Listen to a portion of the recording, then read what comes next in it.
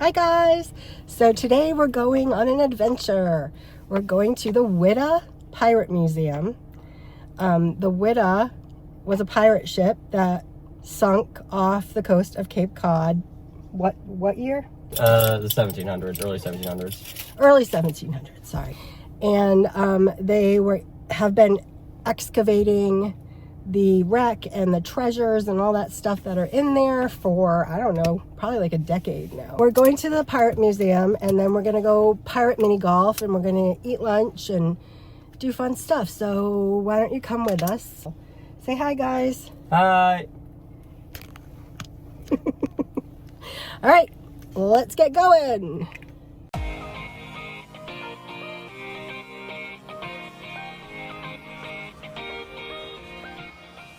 So just a little bit about the Whydah. The Whydah started off, it was built in 1715 in London by a businessman. Basically, he was a slaver, and it was a slave ship. So, but Sam Bellamy, who was a very successful pirate at this point, came across the ship and decided he wanted it, so he took it and decided to make it his flagship. Because he liked that it was speedy, and he liked the size, and had good armory on it, so he took it. And unfortunately, though, on their way back down the eastern seaboard, northeastern seaboard, they hit a storm called a nor'easter. It's what we call bad storms off the water here, and it sunk off the coast of Wellfleet, Cape Cod, Massachusetts. So for many, many years, it was sort of like a legend. Oh, there's a sunken pirate ship off there, and there's massive amounts of treasure on it. About $40 million worth by today's standards.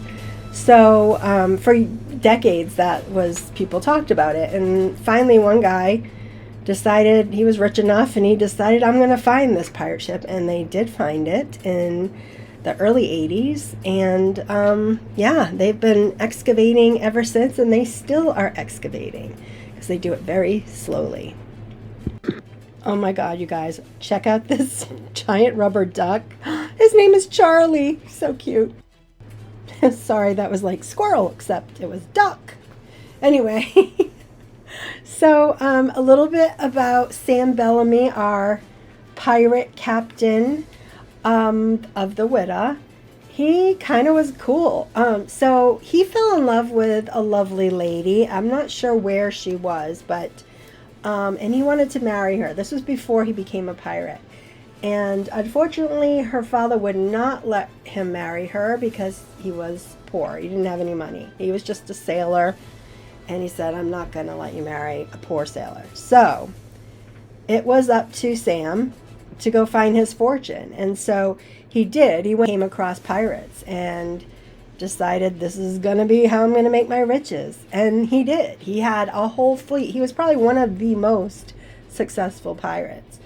And so unfortunately, though, when he made a ton of money, I mean, there was $40 million worth by today's standards on that one ship. Can you imagine what his whole fleet? That's crazy. But he decided, I've made enough money, I'm going to sail back to my love and hand off the pirate reins to others, And unfortunately, the ship sank, so he never made it back, which is sad. Daddy?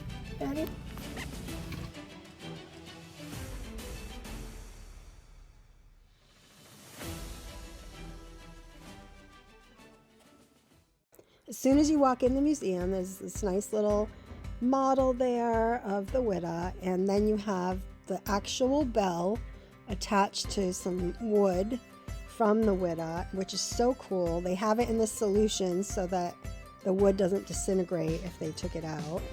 My kids, hi. So they had all kinds of things in these cases that they brought up from the Whydah. They have some pistols, the grenades there, and also some sword handles and belt buckles. It's so cool. It almost felt like we were at Disney or something. They had these cool sets, like you have this replica here of the Whydah, And all throughout every section of it, they had different things like that. In this case, they had a gold ring, and I noticed their fingers were very small. They also had some cufflinks and more belt buckles, and this little scene here of Captain Blackfrog's Tavern. That was cute. The details of this museum are just phenomenal. The lighting off the side of the boat, you can see it there, makes it look like water. Everything was on point. There was a young boy on the pirate ship. His name was John King. He was probably about 10 or 11 years old. They did find his leg bone, a sock and a shoe, which you can see in this picture. So little John did not survive, but there were 2 survivors who managed to swim to shore. Unfortunately, they were then taken into custody and hung. Here we have some plates and some spoons, and up here you're going to see a nice depiction of someone cutting a man's leg off. Here we have some pipes and some gaming tokens, apparently. And this is the treasure, the big treasure of all the gold and silver. They are still pulling stuff up, but that's real. Just a little sampling of some of the gold that they found, little doodads, gold bars, that kind of thing. Imagine how fun that would have been, going through and finding all that stuff. Oh, so fun. Here they had some real coins from the ship that you could actually touch. To think, a pirate from over 300 years ago touched that. And of course, a million other people. This is the room where they show you how they get rid of those concretions, which is what they call all that sediment and hard stuff that builds up around the items. They use a chemical mixture and also a low electrical current to break it down over time so that it doesn't hurt the actual artifacts. They had a couple magazine covers and newspaper covers from when the Whydah was discovered.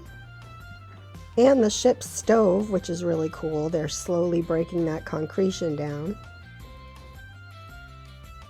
This is also really interesting and also quite ironic. JFK Jr., when they first found the wreck in 1983, he was allowed to dive down with them and help excavate. While he was doing that, he dropped his compass and lost it. And they then excavated the compass 20 some odd years later when they found it in between cannons. But between that time, if you know, JFK Jr. actually crashed his airplane and passed away in those same waters between Cape Cod and Martha's Vineyard. So it's so ironic and weird to me. Here we have one of the actual cannons from the Whydah, and you were allowed to touch it. So I may have just touched something that Black Sam Bellamy touched. Cool. And just like any good adventure, we ended up in the gift shop. Next, we are off to get lunch at Captain Parker's restaurant, where they have been voted the best clam chowder in Massachusetts. So that's exactly what I got. And I have to say, it was one of the best chowders I've ever had. And that bread bowl, yum. After lunch, we went to the Pirates Cove miniature golf course. And this is definitely one of our family favorites. And as you can see, Captain Jack agrees. So much so, he has it tattooed on his chest. So we walked the plank and started. Sabrina decided to go first. And look at how pretty it is. Next up, me. Let's see how I do. Oh, so close. My daughter hits it a little bit too hard here, and it ends up in the water, and you will hear her brother laugh hysterically. As brothers do. But he was a true gentleman and went and got it for her. But karma kind of bit his ass, because, oh, he was robbed. In the end, Nick won, and Sabrina and I ended up in the stockades. So we're back home. We had a great day. I hope you guys enjoyed hanging out with us, and I appreciate you watching. Thank you so much. I'll see you guys later. Bye.